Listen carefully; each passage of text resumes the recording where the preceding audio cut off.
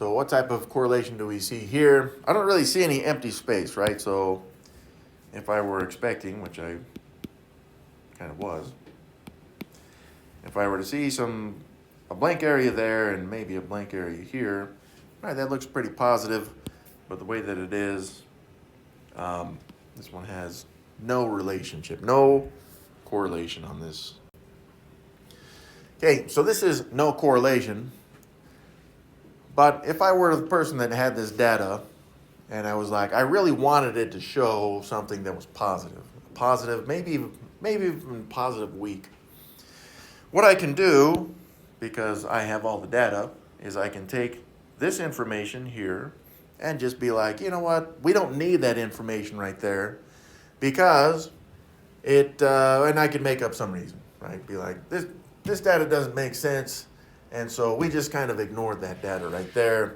And then I could look at these spots right here and be like, you know what, we don't really need that information either. What I've done is I've just taken no correlation and made a positive weak correlation.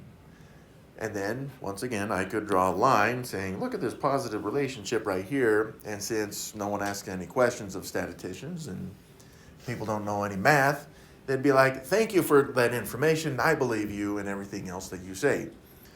Which is very dangerous to let people have that much control over you.